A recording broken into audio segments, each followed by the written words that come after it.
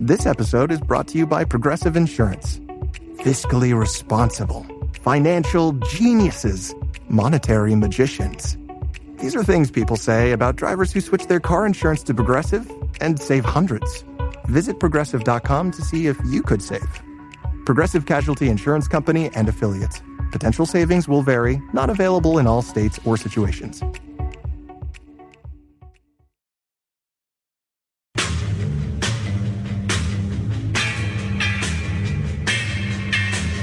This is the Roger Stone Show, presented by Colonial Metals Group. A man who's gone through hell, but he's kept going, and he's smart, and he's strong, and people love him. Not everybody, but people love him and respect him. Roger Stone. Now, here's Roger Stone. And we're back. This is the Roger Stone Show right here on the Red Apple Audio Network, where we talk politics. We eat, sleep, and breathe politics. Joining us now is Senator Tommy Tuberville, a U.S. Senator from Alabama. He's actually known to most of his constituents as Coach Tuberville because he has a legendary 40-year career coaching college football. Recently nominated for the College Football Hall of Fame when it comes to coaching. As I think every Alabaman knows, that you were at the University of Miami, then at Texas A&M, the head coach at the University of Miami, but ending up in Auburn University in Alabama, where, folks, let me tell you, they take football very seriously. I love it when somebody who isn't a politician, doesn't come from a political background, didn't come up through the chairs, decides that the country's in trouble and they have to have a career change and get in the fight. Senator Tuberville is a fierce independent. He's a real conservative. He's a constitutionalist. He's a good friend and strong supporter of President Donald Trump. And he has the same high opinion of politicians that I do. And he is there fighting for us. And he is also, because he's not a politician, he tells you what he really thinks. And I'm delighted to have him on the show today. Senator, before we get into the politics of politics, you have been very concerned about the condition of our American military, their capabilities, the woke agenda that has been imposed on them, our ability to, God forbid, wage war in two different theaters. What's going on in our American military today? Well, it's all about leadership, Roger. We, coaching for years and years, it all starts with leadership. And if you just look from the Secretary of Defense on down, they've tried to change the qualifications of members of the military. They've made it more woke. They're teaching DEI. I have higher up ranked members of the military of all of our military calling me, Coach, I'm getting out. I've been here 20 years. There's no reason to stay in it. They don't want us in here. They don't want us to be part of a military that's strong and stands up to our enemies. They want a weak military. And so that's what's happened. And we can't recruit anybody. I know there's a lot of good people in our military, and, thank goodness we have some, but we should be the best and most lethal fighting force on the face of the earth. And that's gone by the wayside, Roger, because of leadership and the type of mentality they want to bring down through our military. President Trump has said that if he is returned to the White House, that he will address the problem of those in our military who refused the vaccination and were therefore terminated. We know a lot more about this vaccination now than we knew then. That would, I think, be fitting justice. Many lives and careers destroyed. President Trump seems to really be hitting his stride on the campaign trail. Did you see him last night at the Al Smith dinner? I did not see him, but I got to watch it all. It was very amusing. He took no prisoners, and which he should not have. Kamala Harris not showing up was an embarrassment for the Democratic Party. They should have had somebody there to represent them, and they didn't. And she took that as, well, she can't talk. I mean, she can't carry on a conversation. And so her getting up there telling any kind of joke would have been a huge failure. But President Trump's running hard. He has more energy than anybody I've ever been around. And I think today he's going to Detroit for several stops, and he plans on winning Michigan. And I hope he has that opportunity to be around enough people there to bring him across the finish line in Michigan, because that's going to be a very important state. Well, I think Michigan and Minnesota, strangely enough, Michigan has a very, very large Muslim American population, and Right. They are very unhappy with this administration's games in the Middle East, where they're trying to have it both ways.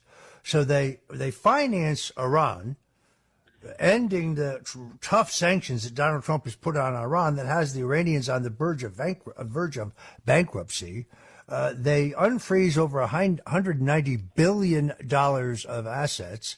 The Iranians immediately fire back up their nuclear weapons development program. We had Colonel John Mills on my show last week, told me that given the Iranians' alliance with the Chinese, it's virtually certain at this point they actually have a primitive nuclear device.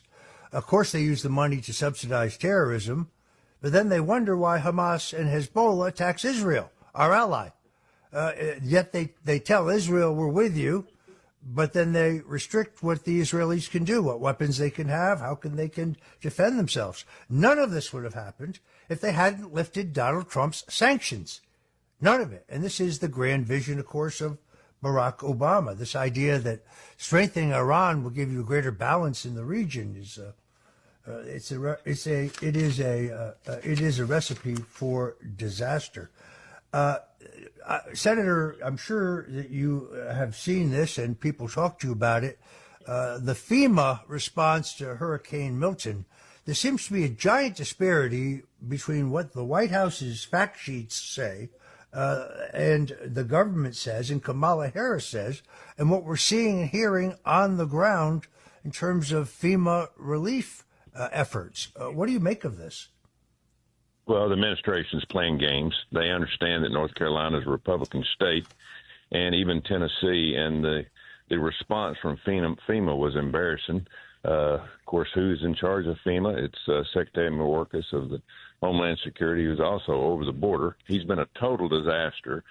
He even mentioned as soon as the problem started in North Carolina and Tennessee that FEMA's almost broke. We spent most of the money on the illegal immigrants. This administration, Roger, is a complete joke. There's no organization. There's no plan.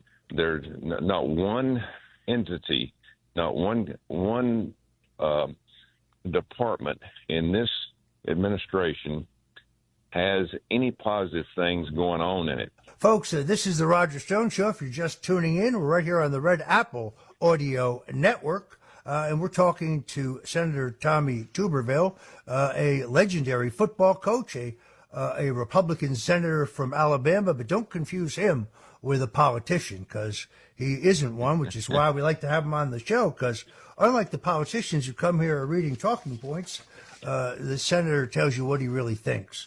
And we're very pleased to have him. We got a few more things to talk about. I want to ask him about Tim Walz and a couple other things. So, folks, whatever you do, please don't touch that dial. We'll be right back with Senator Tommy Tuberville right here on The Roger Stone Show. This is The Roger Stone Show.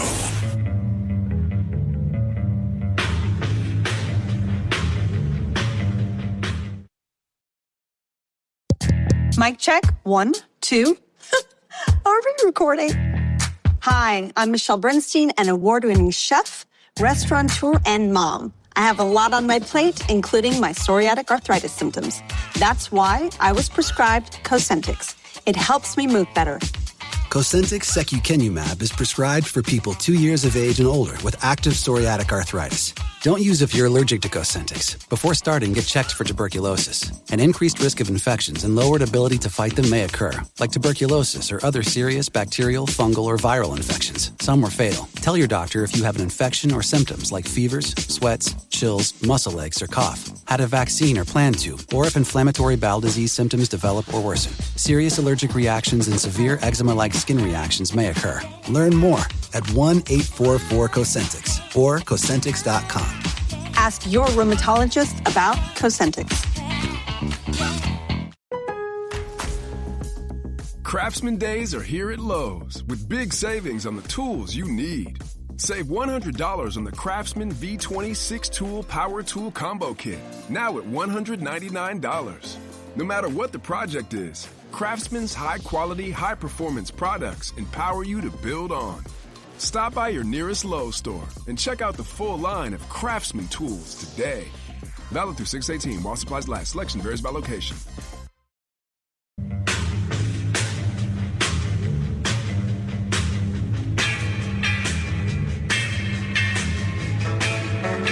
Richard Nixon, Ronald Reagan, George W. Bush, and Donald Trump. They went after a guy named Roger Stone, who's sitting in the office. And I'll say this in front of Roger, he's no baby. And right now, he's cleaner than anybody in this place. Now, they treated him very unfairly. All of these presidents relied on one man to secure their seat in the Oval Office. That man is Roger Stone. Roger Stone. This is the Roger Stone Show, presented by Colonial Metals Group. Now, here's Roger Stone. And we're back. This is Roger Stone on the Roger Stone Show. We're talking to Senator Tommy Tuberville, U.S. Senator from Alabama, probably better known to most Americans as a legendary college football coach, recently nominated for the College Football Hall of Fame when it comes to coaching, a close friend and strong supporter and confidant and advisor to President Donald Trump, like Donald Trump, who came from the world of business to the world of government and politics. The senator came from athletics, and that's why I think he's a great senator. Tim Walz, this guy is hard to fathom. I think this has to be just a failure in the vetting of him. It's amazing to me this didn't come up in his debate, which I think J.D. Vance achieved a number of things. First of all, Vance erased this caricature of him as some kind of troglodyte, some kind of Neanderthal, some kind of caveman. And when he's the nicest guy in the world and a man of great principle, who since he's served with you in the Senate has stood up to the war machine, stood up to the globalists, stood up to the those who spend like there is no tomorrow, and is skeptical about foreign war, skeptical about this administration's disastrous foreign policy. Walz has very clearly lied about his military record, lied about his rank, but more importantly, lied about seeing combat, lied about being in combat. What do you make of all this, Senator? Well, Roger, I've dealt now for 4 years with senators and House members up in Washington, D.C., and I don't think they could have picked two worse candidates or two probable, possibly, vice president or presidential electors. I don't think they could have picked any worse. I mean, these two, I talk to people all the time, Democrats while I'm on the Senate floor. And there's so many of them up there that would be much better than these two. I don't know who made the decision to pick these people. Neither one of them are qualified to run our country. Our country right now is in huge trouble, and they've created most of this. Kamala Harris has. And then Tim Walz, being the governor of Minnesota, was an absolute disaster back during the Black Lives Matter burning of the streets and the buildings back in 2019, 2020. So these people, again, should have been much more vetted. But again, I think at the end of the day, Barack Obama knows that he's going to be calling the shots along with Nancy Pelosi and Chuck Schumer. They just picked two people they thought that they could just get elected and then control. I mean, that's what they've done with Biden and Harris these last 4 years. So it's just a shame what the American people are having to go through during this election. Hopefully we can get it over with here in about 2.5 weeks, get President Trump and J.D. Vance, who is a great senator and will be a great vice president along with President Trump. Yeah, I totally agree with that. So for weeks, some of my Republican friends who were always jittery say, Vance was not the right guy. Why did we pick him? I mean, he just doesn't have it. And I kept saying, no, his time has not come yet. Wait till his time comes. He will define himself, and he'll prove exactly why he was exactly the right guy for the president to pick. At 39, he's the same age as Richard Nixon when he joined the ticket with Dwight Eisenhower. He has energy, he has guts, he has fight, he has spirit. He is exactly the right guy, but he also came, I think people starting just now to learn his background. I mean, this guy came from a real hard-scrabble background. He came from a family plagued by drug addiction. He came from absolutely nothing to a distinguished military career, a distinguished academic career, a distinguished career in business, getting elected to the Senate. He turns out to be exactly the right man at the right time. I think the voters' admiration for him is growing. His favorable ratings are going up. His unfavorable ratings, which were high based on the media mugging of him before he had a chance to show himself to the American people, are clearly receding. So I think he will end up being a great asset to the ticket. I am very concerned about the Chinese military buildup, which is a great piece in the Washington Times recently. And I had Gordon Chang on the show last weekend, an expert on China, who warns that the Chinese have infiltrated all strata of American society, academia, business. They are here. They have their own police stations in the country where they keep track of their own citizens. We give them no such authority, but the federal government doesn't seem to do much about it. Senator, you are a member of the Armed Service Committee. You obviously have a privileged position in terms of getting sensitive information. How seriously do you regard the communist Chinese threat to this nation? Oh, it's a huge problem. And Roger, they're doing everything they possibly can, whether it's big tech or education. They're building their military. They hadn't fired a shot on foreign soil in 60, 70, 80 years. And so they have been making sure that they build their military to a point that they can take on the United States of America if need be. And the problem that we have right now is we're fighting all these other wars. We're helping Israel, which we should, but we're wasting money over in Ukraine. We need to get that fight over with and start building our coalition, not to really take in and fight a war, but let the Chinese know that we will fight. And we are a competitor. Now, at the end of the day, we have got to make sure that we take care of our economy and get it back on track, because right now we're dead broke. We need to get our economy going in the right direction where the people here can make sure that, they have a lifestyle that can enhance whatever it takes down the line for our military and to be able to fight back against the Chinese army that is building every day. The fact that she just won't take ownership of her role, speaking of Kamala Harris, she was on with Charlemagne the God. He is a very popular pod show host on something called The Breakfast Club. And he basically denied that she was the border czar. Now, I admit to you, the title czar was not her official title. That was cooked up by ABC and CBS. They both reported on it, though. The point is, she was given responsibility and oversight for our southern border, which she never even visited. And now she's just trying to walk away from it, calling for sealing the border. She's promised that she'll do that. 1,500 new Border Patrol agents. Continues the lie that the Lankford bill would have secured our border, which is simply false. The Langford bill allowed up to 150,000 illegals per month into the country. That's 2 million a year. Most of the money in the bill, by the way, went to Ukraine, just to be very clear.